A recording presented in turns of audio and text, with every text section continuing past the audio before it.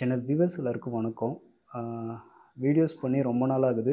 So என்னோடய சில personal ரீசன்ஸ்க்காக ட்ரேடிங்குமே ஒரு 2 மந்த்ஸ் நான் ஸ்டாப் பண்ணி தான் வச்சுருந்தேன். இப்போ தான் பிப்ரவரியிலேருந்து திரும்ப ட்ரேடிங்லாம் நான் ஸ்டார்ட் பண்ணியிருக்கேன். ஸோ வீடியோஸும் பண்ண ஸ்டார்ட் பண்ணிடலான்ட்டு திரும்ப இப்போ நான் வீடியோஸ் பண்ண ஆரம்பிச்சிருக்கேன். எல்லாரோட லைஃப்லையுமே எப்படி நிறைய செட்பேக்ஸ் அண்ட் கம்பேக்ஸும் திருப்பி இது ரெண்டுமே மாறி மாறி நடந்துகிட்டே இருக்குமோ அதே மாதிரி தான். ஸோ இது ஒரு கம்பேக் வீடியோ மாதிரியே நம்ம எடுத்துப்போம். ஸோ இது ஒரு கம்பேக் வீடியோ தான்.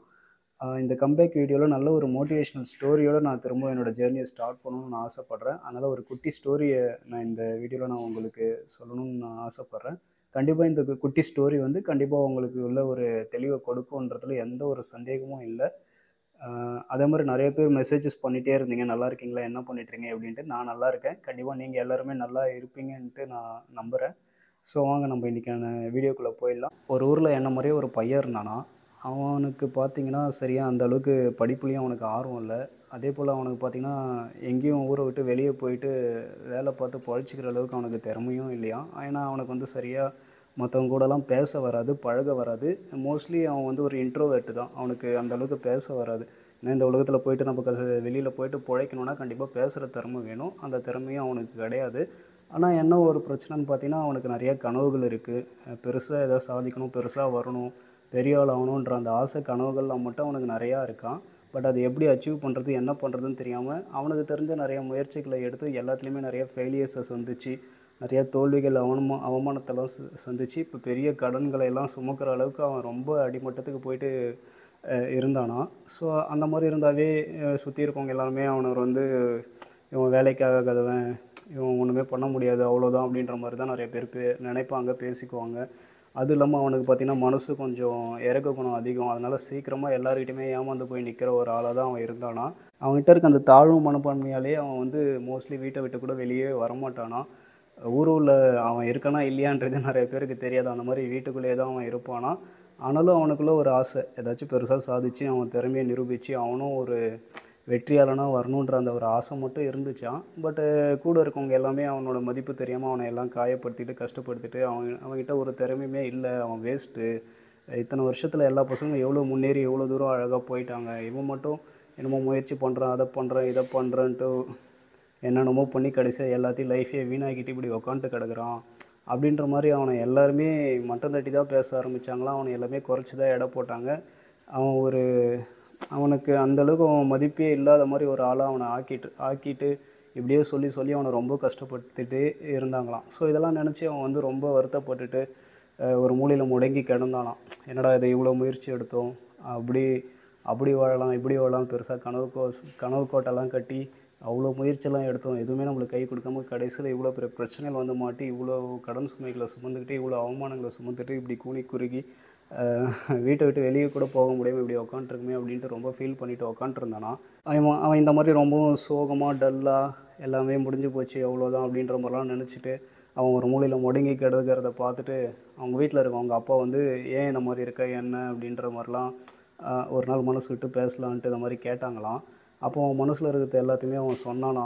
இந்த மாதிரி நான் ஒரு வேஸ்ட்டு, கையால் ஆகாதவன், என்னால் ஒன்றுமே பண்ண முடியல, எல்லோரும் எவ்வளோ நல்லா பண்ணுறாங்க, நல்லா இருக்காங்க, நான் மட்டும் ஏன் இவ்வளோ முயற்சி எடுத்து இவ்வளோ புண்ணியம் எல்லாத்தையும் தோற்று போயிட்டு இப்படி கஷ்டப்பட்டு உக்காண்ட்ருக்கேன். என்கிட்ட முயற்சி இருக்குது, உழைப்பு இருக்குது, என் திறமையும் நான் நிறைய வளர்த்து தான் வச்சுருக்கேன். ஆனால் ஆல்ரெடி இருக்க பிரச்சனைகள்லேருந்து என்னை வந்து வளர விட மாட்டேங்குது, என்னால் மேலேயே வர முடியல, நான் என்ன பண்ண போகிறேனே தெரில, எனக்கு சுத்தமாக ஒன்றுமே பிடிக்கல அப்படின்ற மாதிரிலாம் ரொம்ப விரக்தியாக மனசில் இருக்கிறதுலாம் ரொம்பவும் எல்லாத்தையுமே வெளிப்படையாக சொன்னானா. ஸோ அப்போ வந்து அவங்க அப்பா சொன்னாங்களாம், இந்த பிரச்சனைக்கெலாம் என்கிட்ட ஒரு தீர்வு இருக்குது, ஆனால் அதுக்கு முன்னாடி நான் சொல்கிறத நீ செய்யணும் அப்படின்னு சொல்லிவிட்டு வீட்டுக்குள்ளே போயிட்டு ஒரு அழகான ஒரு கல்லை எடுத்துகிட்டு வந்து அவன்கிட்ட கொடுத்தாங்களாம். ஸோ அந்த கல் பார்க்குறதுக்கு அழகாக இருந்துச்சான். அந்த கல்லை அவன் கையில் கொடுத்துட்டு நம்ம ஊரில் இருக்க டவுனில் இருக்க கடை வீதிக்கு போயிட்டு நான் சொல்கிற ஒரு மீன் தொட்டியெல்லாம் விற்கிற ஒரு வியாபாரி ஒருத்தர் இருப்பார், அந்த மீன் தொட்டியை விற்கிற அந்த வியாபாரிக்கிட்ட போயிட்டு இந்த கல்லை கொடுத்து இதை நான் விற்க போகிறேன், இதுக்கு எவ்வளோ விலை கொடுப்பீங்கன்னு சொல்லி அந்த விலையை மட்டும் கேட்டுக்கிட்டு வா, இந்த கல்லை விற்றுடாத, இதை விற்கிறதா இருந்தால் அவங்க எவ்வளோ விலை கொடுத்து இதை வாங்கிப்பாங்கன்ற அந்த விலையை மட்டும் கேட்டுட்டு என்கிட்ட வந்து சொல்லு அப்படின்னு சொன்னாங்களாம். ஸோ அந்த பையனும் டவுனில் இருக்க அந்த கடை வீதிக்கு போயிட்டு அந்த மீன் தொட்டிலாம் வியாபாரம் செய்கிற மீன் தொட்டிகளை எல்லாம் விற்கிற அந்த வியாபாரிகிட்ட போயிட்டு இந்த கல்லை காட்டி இந்த கல்லை நான் விற்க போகிறேன், இதுக்கு நீங்கள் எவ்வளோ ரூபா கொடுத்து இதை வாங்கிப்பீங்கன்ட்டு விலை கேட்டேனா. அதுக்கு இந்த கல் ரொம்ப அழகாக இருக்குது, இந்த கல்லை எடுத்துகிட்டு போய் நம்ம மீன் தொட்டிக்குள்ளே வச்சா அந்த மீன் தொட்டியே ரொம்ப அழகாக இருக்கும், அதனால் இந்த கல்லுக்கு வந்து நான் ஒரு 1000 ரூபாய் நான் தரேன், நீ என்கிட்டே கொடுத்துரு அப்படின்ற மாதிரி அந்த மீன் தொட்டி விற்கிற வியாபாரி சொன்னாராம். சரின்ட்டு அந்த விலையை கேட்டுக்கிட்டு அந்த கல் எடுத்துகிட்டு அவங்க அப்பாட்ட வந்து சொன்னானாம். இந்த மாதிரி அந்த வியாபாரி வந்து இந்த கல்லை 1000 ரூபாய்க்கு கேட்குறாரு அப்படின்னு சொன்னானாம். சரி, இப்போ நான் ஒரு வெள்ளி மோதிரங்கள்லாம் செஞ்சு விற்கிற ஒரு வியாபாரியோட கடைக்கு நீ போ, நான் சொல்கிறேன் அந்த கடைக்கு போ, அவங்ககிட்ட போய்ட்டு இந்த கல்லை கொடுத்து இதுக்கு என்ன விலை அவங்க கொடுப்பாங்க, இந்த கல்லை விற்க போகிறேன், இதுக்கு என்ன விலை கொடுப்பாங்கன்னு சொல்லி கேட்டுட்டு வா அப்படின்னு சொல்லி ஒரு வெள்ளி நகைகள்லாம் செஞ்சு விற்கிற ஒரு வியாபாரிகிட்ட அனுப்பிச்சி விட்டாராம். ஸோ அந்த வெள்ளி வியாபாரிகிட்ட போயிட்டு அந்த கல்லை காட்டி, இந்த கல்லை நான் விற்கணும், இதுக்கு எவ்வளோ விலை கொடுப்பீங்கன்னு கேட்டானா அந்த பையன். அதுக்கு அவர் சொன்னாராம், இந்த கல் ரொம்ப அழகாக இருக்குது, இந்த கல்லை நான் சின்ன சின்ன பீஸாக கட் பண்ணி இதை வச்சு நான் நிறைய வெள்ளி மோதிரங்கள் செஞ்சு நான் விற்பேன், ஸோ இந்த கல் ரொம்ப அழகாக இருக்குது, இதுக்கு நான் 10,000 ரூபாய் நான் தரேன், இதை என்கிட்டே கொடுத்துரு அப்படின்னு சொல்லி அந்த வெள்ளி வியாபாரி சொன்னாராம். ஸோ உடனே அந்த கல்லை வாங்கிட்டு அந்த பையன் வந்து அவங்க அப்பாட்ட இந்த மாதிரி இவர் வந்து இந்த 10,000 ரூபாய்க்கு இந்த கல்லை கேட்குறாரு அப்படின்னு சொன்னானாம். சரி, ஓகே, நான் ஒரு வைர வியாபாரியோட அட்ரஸ் கொடுக்குறேன், நீ அவர்கிட்ட போயிட்டு இந்த கல்லை காட்டி இதுக்கு என்ன விலை அவங்க விலைக்கு இதை வாங்கிப்பாங்கன்னு சொல்லி விலை கேட்டுடுவான்னு சொல்லி அந்த வைர வியாபாரிகிட்ட அனுப்பிச்சி விட்டாராம். ஸோ அந்த பையன் வைர வியாபாரிகிட்ட எடுத்துகிட்டு போய் இந்த கல்லை காட்டினானாம். அவர் இதை பார்த்துட்டு, இந்த கல் உனக்கு எப்படிப்பா கிடச்சிது, இது ரொம்ப அபூர்வமான கல்லாச்சு, இதுக்கு விலை மதிப்பே ரொம்ப அதிகமாச்சு, இந்த கல்லை நீ என்கிட்டே விற்றுனா இந்த கல்லுக்கு நான் உனக்கு 10 கோடி ரூபாய் தரேன், வீட்டில் இருக்க பெரியவங்களை போய்ட்டு நீ கூட்டுட்டு வா, இந்த 10 கோடி ரூபாய் கொடுத்து கூட நான் இந்த கல்லை நான் வாங்கிக்கிறேன் அப்படின்னு சொன்னாரான். இதை கேட்ட உடனே அவன் ரொம்ப பிரமிச்சு போயிட்டானான். ஸோ உடனே அந்த கல்லை எடுத்துகிட்டு போய் அவங்க அப்பாகிட்ட கொடுத்து, அப்பப்பா இந்த வைர வியாபாரி வந்து இந்த கல்லுக்கு 10 கோடி ரூபாய் தரேன்னு சொல்கிறாரு, நம்ம அவர்கிட்டே விற்றுடலாம் போய், இவர் ரொம்ப நல்ல விலையே சொல்கிறாரு அப்படின்னு சொன்னானான். இல்லைப்பா, இந்த கல் வந்து 10 கோடி இல்லை, 500 கோடிக்கு கூட இந்த கல்லை நம்ம விற்கலாம், ஆனால் இந்த கல்லை நம்ம விற்க போகிறது கிடையாது, இது வந்து நம்ம குடும்பத்தோட சொத்து, பல 100 வருஷமாக இதை வந்து நம்ம குடும்ப பொக்கிஷமாக நம்ம பாதுகாத்துட்டு வரோம், இந்த கல் வந்து ரொம்ப அரிய ஒரு வகையான கல் இது, ஸோ இதுக்கு வந்து விலை மதிப்பே இல்லை, அவ்வளோ வேல்யூபிள் இது கல் இது அப்படின்னு சொன்னாராம். இந்த கல்லை எப்படி நம்ம குடும்பத்தோட பொக்கிஷமாக நம்ம பாதுகாத்துட்டு வரோமோ அதே மாதிரி தான் நீயும் இந்த குடும்பத்தோட ஒரு பொக்கிஷன் தான், உனக்கு விலை மதிப்பே கிடையாது, இந்த கல் வந்து ஒரு மீன் தொட்டி விற்கிறவங்ககிட்ட போகும்போது இதோட மதிப்பு வெறும் 1000 ரூபாய் தான், அதே ஒரு வைர வியாபாரிகிட்ட போகும்போது இதோட மதிப்பு வந்து 10 கோடி ரூபான்னு சொல்கிறாங்க. அப்போ இந்த கல் வந்து மதிப்பு இல்லாமல் இருக்குதா, இல்லை அதை வச்சுருக்கவங்க அதை பயன்படுத்துகிறவங்க வந்து அதோட மதிப்பு தெரியாமல் இருக்காங்களா, இல்லை அதோட மதிப்பு குறைக்கிறாங்களா அப்படின்னு கேட்டதுக்கு அந்த பையன் சொன்னான் நான் திருப்பி, இல்லைப்பா, இந்த கல் வந்து மதிப்பு மிக்கது தான், ஆனால் அதை பார்க்குறவங்க, அதை சுற்றி இருக்கவங்க, அதை வச்சுருக்கவங்க தான் அதோட மதிப்பை வந்து ரொம்பவும் குறைச்சி எடை போடுறாங்க, பட் இந்த கல் வந்து மதிப்பு உள்ளதான் அப்படின்னு சொல்லி அவன் ஒத்துக்கிட்டானான். ஸோ அதே மாதிரி தான் நீ உன்னை மட்டம் தட்டுறவங்க, உன்னோட மதிப்பு தெரியாதவங்க கூடலாம் இருந்தனா நீ அப்படியே தான் இருக்கணும், உன்னோட மதிப்பை நீ கொஞ்சம் கொஞ்சமாக நீ கூட்டிக்கிட்டே நீ முயற்சி பண்ணி உன்னோட திறமைகள் ஸ்கில்லே நீ வளர்த்துட்டே நீ போயிட்டு இருந்தனா கண்டிப்பாக எப்படி இந்த கல் வந்து ஒரு வைர வியாபாரியோட கைக்கு போகும்போது அதோட உண்மையான வேல்யூ தெரிய வருதோ அதே மாதிரி நீயும் கண்டிப்பாக உன்னோட மதிப்பை தெரிஞ்சவங்க, உன்னோட திறமையை புரிஞ்சு உன்னை ஊக்கப்படுத்துகிறவங்க கைக்கு நீ போகும்போது கண்டிப்பாக உன்னோட மதிப்பு வந்து எல்லையற்றதாக மாறும். ஸோ அந்த கல் எப்படி அந்த மீன் தொட்டிக்குள்ளேயே அது மூழ்கி கிடக்கிற வரைக்கும் அது சாதாரண ஒரு கல்லாக தான் பார்க்கப்படும். எனக்கு இந்த இடமே போதும், இதே கம்ஃபர்டபுளாக இருக்குன்னு நீங்கள் அந்த இடத்துலையே அந்த கல் தங்கிடுச்சுன்னா அதுக்கு வந்து எந்த மதிப்புமே இல்லாமல் அப்படியே தான் அது கிடக்கும். இந்த மீன் தொட்டிக்குள்ளே கிடக்கிற அந்த கல்லாக நீ இருக்காத, எப்பயுமே உன்னை மட்டம் தட்டுறவங்க, உன்னோட மதிப்பு தெரியாதவங்க கூடலாம் நீ இருக்காத, அதை விட்டுட்டு யாரெல்லாம் உன்னை ஊக்கப்படுத்துகிறவங்களோ, உன் மதிப்பு தெரிஞ்சு உன் வேல்யூ தெரிஞ்சு உன்னை வந்து ஊக்கப்படுத்தி உன்னோட அடுத்தடுத்த லெவலுக்கு எடுத்துகிட்டு போக பார்க்குறாங்களோ அவங்க கூட போயிட்டு நீ உன்னோட திறமையை நீ வளர்த்துட்டே இரு, நீயும் எல்லாரும் மதிக்கத்தக்க ஒரு ஆளாக நீ கண்டிப்பாக வருவ.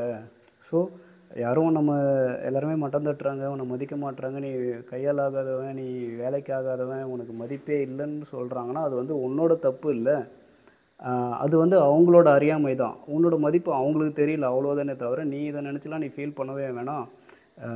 எந்த முயற்சியுமே பண்ணாமல் முயற்சி பண்ணுறோன்னு பார்த்து சுற்றி நம்ம கமெண்ட் பண்ணின்னு கேலி பண்ணிவிட்டு அது சொல்லிகிட்டு இருக்கிறதுலாம் அதெல்லாம் ரொம்ப ஈஸி தான். ஆனால் வெற்றி தோல்வியை பற்றிலாம் கவலைப்படாமல் தைரியமாக ஒரு முயற்சியில் இறங்கி களத்தில் இறங்கி அவன் போராடுறான்ல, அதுதான் கெத்து. அவன் தான் உண்மையாகவே ஒரு வேல்யூபிளான ஒரு பர்சனாக மாறுவான். ஸோ இதெல்லாம் எதுவும் எடுத்துக்காத, எதுவுமே பண்ணாமல் இருக்கிறதுக்கு அட்லீஸ்ட்டு இறங்கி ஒரு முயற்சியாச்சும் நீ பண்ண, இவ்வளோ விஷயங்கள், இவ்வளோ அனுபவங்களை நீ தெரிஞ்சுக்கிட்ட. இப்போ நான் ஒரு விஷயம் சொல்கிறேன்னா அது கண்டிப்பாக உன்னால் அதை உள்வாங்கிக்க முடியுது, உனக்கு புரிஞ்சிக்க முடியுதுன்னா கண்டிப்பாக நீ அதுக்கு காரணம் வந்து நீ முயற்சி பண்ண, நிறைய வெற்றி தோல்விகளை பார்த்த, நிறைய அனுபவம் இருக்குது. ஏன்னா ஜெயிச்சவங்கள பார்க்கும்போது ஈஸியாக அவங்க வந்துட்ட மாதிரி தான் தெரியும். ஆனால் அதுக்கு பின்னாடி அவங்க எவ்வளோ போராடி வந்திருப்பாங்க, எவ்வளோ கஷ்டப்பட்டு வந்திருப்பாங்கன்றது வந்து யாருக்குமே இது தெரியாது. ஓகேங்களா? ஸோ இப்போ உனக்கு வந்து எல்லா விஷயங்களுமே உனக்கு தெரிய வருது. அதனால் இப்போ நீ நிறையா கஷ்டங்களை அனுபவிக்கிறியோ, நிறையா தோல்விகளை பார்க்குறியோ, அப்போ தான் வந்து உனக்கு யாரெல்லாம் உன்னை வந்து ஊக்கப்படுத்துகிறா, யாரெல்லாம் உன்னோட அந்த டைம்லேயும் உன்னோட வேல்யூ புரிஞ்சு உனக்கு மதிப்பு யார் கொடுக்குறா அப்படின்ற அந்த மாதிரி ஆட்களை எல்லாம் நீ அப்போ தான் அடையாளம் கண்டுக்க முடியும். ஸோ நீ அவங்கள அடையாளம் கண்டுக்கிட்டு அவங்க கையை கெட்டியமாக பிடிச்சிக்கிட்டு நீ பாட்டில் அவங்க கூட நீ உன்னோட வெற்றியை நோக்கி நீ முன்னேறிட்டே இரு அப்படின்னு சொல்லி அவங்க அப்பா வந்து அந்த பையனை வந்து திரும்பவும் ஊக்கப்படுத்தி திரும்பவும் அவனோட வெற்றியை நோக்கி போகிறதுக்கான வழியை காட்டினாராம். ஸோ இந்த கதையிலேருந்து நான் என்ன சொல்ல வரேன்றது உங்களுக்கு கண்டிப்பாக உங்களுக்கு புரிஞ்சிருக்கும். என்ன ஒன்று, நம்மள மாதிரி ஆளுங்களோட லைஃப்பில் இந்த மாதிரி நம்மளை தேத்துறதுக்கோ, நம்மளை வந்து ஒரு மோட்டிவேட் பண்ணுறதுக்கோ கூட அந்தளவுக்கு விவரம் தெரிஞ்ச ஆளுங்க நம்ம கூட இருக்க மாட்டாங்க. பட் இந்த கதையிலாச்சும் அந்த பையனுக்கு அவங்க அப்பா வந்து இந்த அளவுக்கு மோட்டிவேட் பண்ணி அவனுக்கு எல்லாமே எடுத்து சொல்லி அவனை தேற்றி அவனை திரும்பவும் வெற்றி நோக்கி ஓட வச்சார். பட் நம்மளுக்கு அந்த மாதிரிலாம் மோஸ்ட்லி நிறைய பேருக்கு இந்த மாதிரி கூட இந்த மாதிரி ஆட்கள்லாம் நம்மளுக்கு எல்லா ஸ்டேஜ்லேயும் அப்பயுமே அமைய மாட்டாங்க. அதனால வந்து நாமளே தான் மோட்டிவேட் பண்ணிக்கணும், நாமளே தான் தேற்றிக்கணும். நான் சொன்ன இந்த விஷயங்கள்லாம் வந்து ஞாபகத்தில் எப்பயுமே வச்சுக்கோ. இந்த கதை வந்து நான் படித்த ஒரு கதை தான். எனக்கு ரொம்பவும் பிடிச்சதால நான் அதை உங்கள் கூடயும் நான் ஷேர் பண்ணிக்கிறேன். ஏன்னா உங்களில் நிறைய பேருக்கு கண்டிப்பாக இந்த கதை தேவைப்படும். ஏன்னா நிறையா பேர் இந்த ஸ்டேஜில் தான் நீங்கள் இருப்பீங்க, எனக்கு தெரியும். இந்த வீடியோவில் நான் சொன்ன கதை கண்டிப்பாக உங்கள் எல்லாருக்குமே ஒரு தெளிவை கொடுத்துருக்கோம். அது உங்களுக்கு பயனுள்ளதாக இருக்கும்ன்ட்டு நான் நம்புகிறேன். ஸோ தொடர்ந்து இனிமேல் வீடியோஸ் எல்லாமே ரெகுலராக வரும். மார்க்கெட் சம்மந்தமான வீடியோஸ் சரி, வெளியே ட்ரெக்கிங் போகிற வீடியோஸ் சரி, மோட்டிவேஷ்னல் வீடியோஸ், ஸோ எல்லாமே உங்களுக்கு இனிமேல் தொடர்ந்து வரும். ஸோ யாராச்சும் இன்னும் சேனலை சப்ஸ்கிரைப் பண்ணாமல் பார்த்துட்டு இருந்தால் சேனலை சப்ஸ்கிரைப் பண்ணிக்கோங்க. தொடர்ந்து உங்களோட ஆதரவை கொடுங்க. மீண்டும் அடுத்த ஒரு வீடியோவில் நல்ல ஒரு பதிவோடு நான் உங்கள் எல்லாரையும் சந்திக்கிறேன். தேங்க்யூ.